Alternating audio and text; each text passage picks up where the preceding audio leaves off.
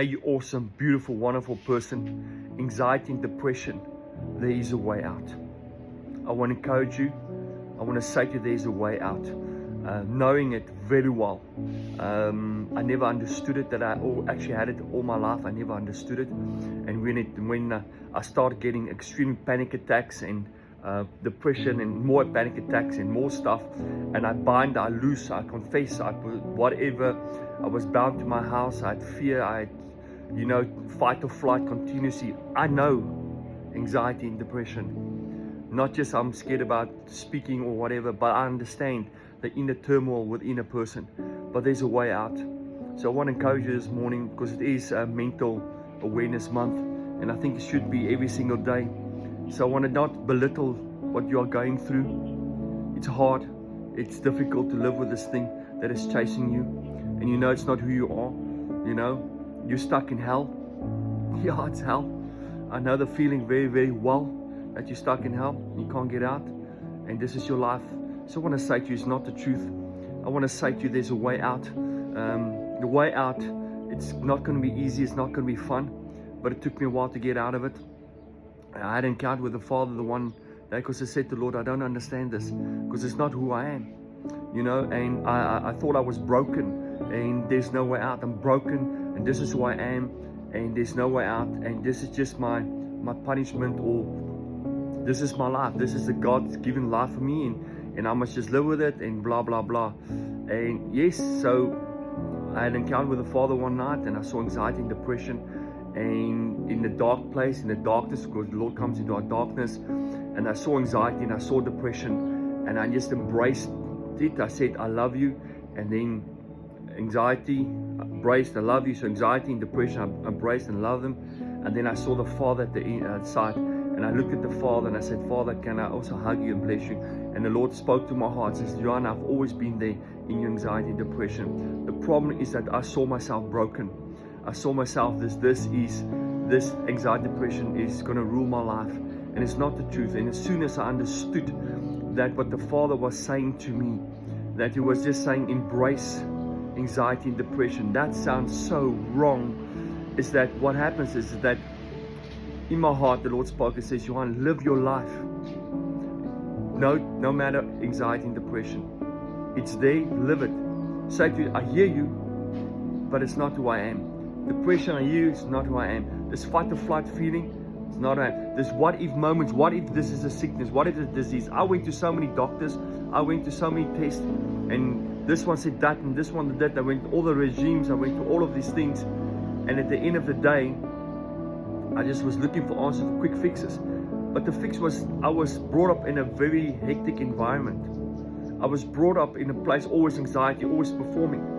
I was brought up in abuse and so forth. So it caused a lot of anxiety in my nervous system. And a lot of people probably had good households, but the pressures of life, being successful, have enough money, have this, comparing yourself to other people, social media, can cause your nervous system to shut down, to be, well, let's not shut down, but to be oversensitized. So you have to desensitize your nervous system, but only ways by embracing it and say, you know what, I'm not going to let this rule me. I'm not going to let this rule me. I'm going to embrace this, because I know, because as soon as you start resisting anxiety, it gets worse, and it gets in a cycle. You get in a cycle. More and more you get into a cycle about anxiety and depression, and when I'm going to get out, when it's going to stop, how it's going to stop. All of these things. You're always going to be stuck. And no, you're fighting it. And I come to realize, but the fight belongs to the Lord. And that is what started changing me. Lord, I'm letting go, let God. Here comes you get up in the morning and suddenly this wave of anxiety hits you. Where did that come from? Whatever, why am I worried about nothing? Whatever. Take a breather and say, you know what? It's not the truth, it's a lie. It's not the truth, and a thought comes 500 billion times. It's not the truth, it's a lie. I hear you, thought, but I'm not engaging in you. I'm going to live my life. And this pulled me out. It was not a quick fix, it took some time. So it's not just a pill taking it. I've been on pills and stuff like that. I'm not saying there's no place for antidepressants and so forth, but what I'm saying is that the fix was facing up to your fears. And knowing says, like the Bible says in Philippians, be anxious for nothing. Be anxious for nothing. And I said, Lord, I'm going to be anxious for nothing.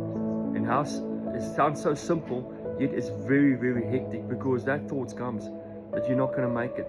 This is your life. I'm going to be in depression all the time, and I'm not going to be out of this. And it's just tiring. Everything is too much, exhausting. You have aches, you have pains, heart palpitations, aches, pains, vision blurring, a lot of the stuff, ringing in the ears, all of these things, can't sleep, can't whatever, can't be in between people, too much people, social anxiety. I've been through this stuff, people. I've been through this stuff. It's not a joke. So I want to say to you, there's a way out. And it was years, a decade, about 10 years, 10 years, decade of this thing. And then and then I started educating myself. It's time to face up to some stuff. And the funniest thing about anxiety and depression, because you're fighting it all the time, stop fighting it. Just let it be. It's not your enemy. Anxiety and depression is not your enemy. Your body is created that because it's put in that fight or flight mode to actually protect you. And when I started understanding that the Lord made my nervous system to protect myself, and I start seeing this thing is not an enemy, I just start saying, you know what, today it's a hard day and it's coming here, but it's some reason for it, but I'm not going to engage in it, but I know you are there.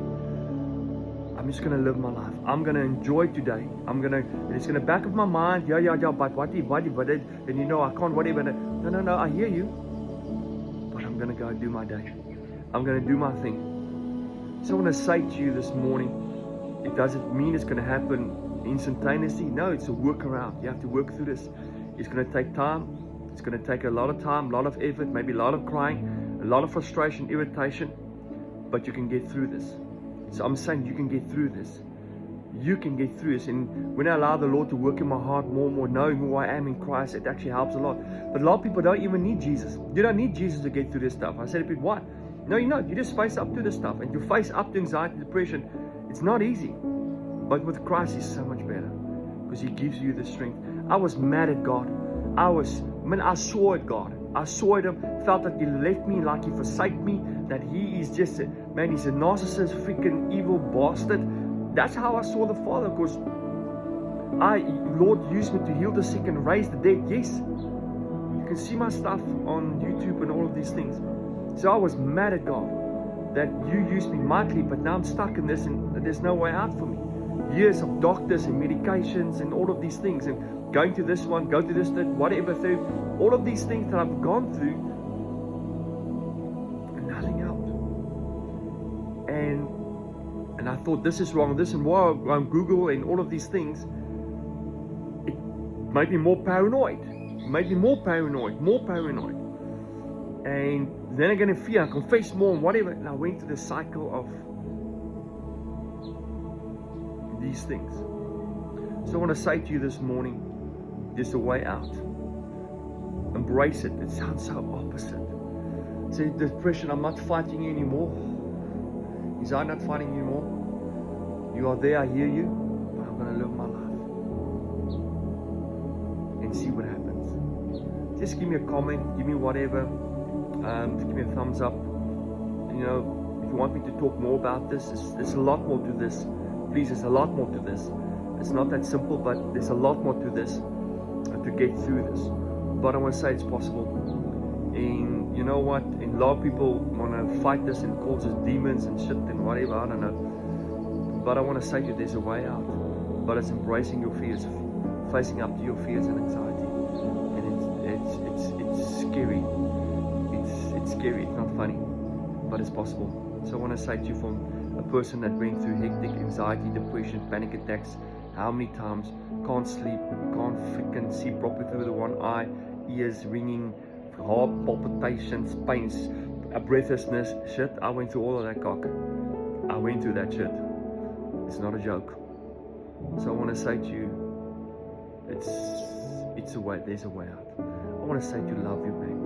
I want to say, love you. And I speak life into you, that depression and anxiety does not have you. God's got your back. Just take a breather, and it's going to be okay. Don't fight anxiety and depression. If you feel it's too much, go and see someone to help you, to encourage you, to uplift you, because you can't do this as well alone. Sometimes you need people to pray for you and love upon you. I say bless you, man, in Jesus' name. Love you. Bye-bye.